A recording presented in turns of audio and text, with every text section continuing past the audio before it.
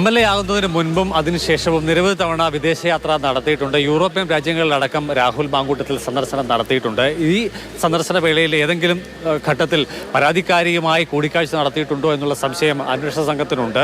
അതിനാൽ തന്നെ രാഹുലിന്റെ വിദേശയാത്രകളടക്കം അന്വേഷണത്തിന്റെ പരിധിയിലേക്ക് വരികയാണ്. മാത്രമല്ല സാമ്പത്തിക ചൂഷണം ഉണ്ടായിട്ടുണ്ട് എന്നുള്ള ആക്ഷേപം കൂടി ഉയർന്നു വന്നിട്ടുണ്ട്. ഇഘട്ടത്തിൽ രാഹുലുമായി ബന്ധപ്പെട്ട അക്കൗണ്ടുകൾ, ബാങ്ക് അക്കൗണ്ടുകളുടെ ട്രാൻസാക്ഷൻ വിവരങ്ങളടക്കം അന്വേഷണ സംഘം ശേഖരിക്കും. ഇതുമായി ബന്ധപ്പെട്ട് ഉയർന്നു വന്ന പരാതിയിൽ ഒന്ന് പ്രധാനപ്പെട്ടത് ബാങ്ക് അക്കൗണ്ടുകൾ മുഖേന സാമ്പത്തികമായ ക്രയവിക്രയങ്ങൾ ഉണ്ടായിട്ടുണ്ട് എന്നുള്ളതാണ്. സാമ്പത്തികമായ ചൂഷണമാണ് താൻ നേരിട്ടതെന്ന് യുവതി പരാതിയിൽ പറഞ്ഞിട്ടുണ്ട്.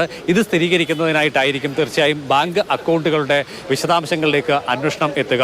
വിദേശയാത്രകൾ, വിദേശത്ത് ഈ പണം ഉപയോഗിച്ച് വിദേശയാത്ര നടത്തിയിട്ടുണ്ടോ, ഈ പണം വന്ന ശേഷമാണോ വിദേശത്തേക്ക് പോയിട്ടുള്ളത് എന്നുള്ള അടക്കമുള്ള വിഷയങ്ങൾ പരിശോധിക്കുന്നതിനായിട്ടാണ് പാസ്പോർട്ട് അടക്കമുള്ള രേഖകളിലേക്ക് കൂടി അന്വേഷണം എത്തിച്ചേരുന്നത്. ഇപ്പോൾ പൂങ്കുഴലി ഇവിടെ എത്തിയ ശേഷമുള്ള ചോദ്യം ചെയ്യൽ 1 മണിക്കൂർ സമയം പിന്നിടുകയാണ്.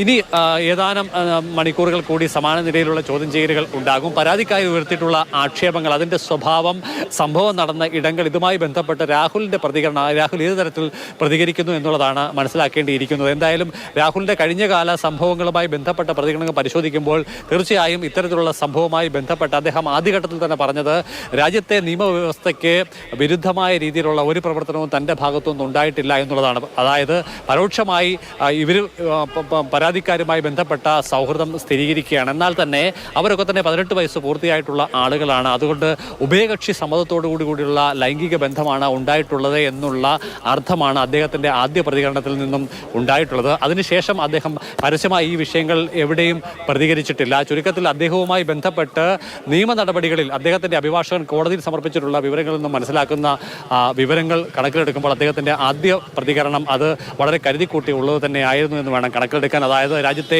നിയമവ്യവസ്ഥയ്ക്ക് വിരുദ്ധമായി താൻ ഒന്നും ചെയ്തിട്ടില്ല എന്നുള്ളതാണ്. പക്ഷേ പിന്നീട് ഉയർന്നു വന്ന വിഷയങ്ങൾ ഗുരുതര സ്വഭാവമുള്ളതാണ്. സാമ്പത്തിക ചൂഷണം എന്നുള്ളത് ആ പരിധിയിൽ വരുന്നതല്ല. ഒപ്പം തന്നെ ഗർഭഛിദ്രം എന്നുള്ള വിഷയം, പിന്നീട് കായികമായി നേരിടുക, ഈ വിഷയങ്ങളൊക്കെ തന്നെ കണക്കിലെടുക്കുമ്പോൾ ഈ പരാതികൾക്ക് മൂന്നിനും സമാനമായ സ്വഭാവം ഉള്ളതാണ്. ചുരുക്കത്തിൽ രാഹുൽ മാങ്കൂട്ടത്തിൽ ആദ്യത്തെ 2 കേസുകളിലും മുൻകൂർ ജാമ്യം ലഭിക്കുകയോ അറസ്റ്റ് തടയപ്പെടുകയോ ചെയ്യുന്ന തരത്തിലുള്ള നിയമസഹായം അനുകൂലമാകുന്ന ഘട്ടം അദ്ദേഹത്തിന് ഉണ്ടായിട്ടുണ്ടെങ്കിൽ മൂന്നാമത്തെ പരാതിയിൽ കണക്കൂട്ടലുകൾ ആകെ പാളുന്നു. കണക്ക് കൂട്ടാനുള്ള സാവകാശം രാഹുൽ മാങ്കൂട്ടത്തിന് ലഭ്യമാകുന്നില്ല.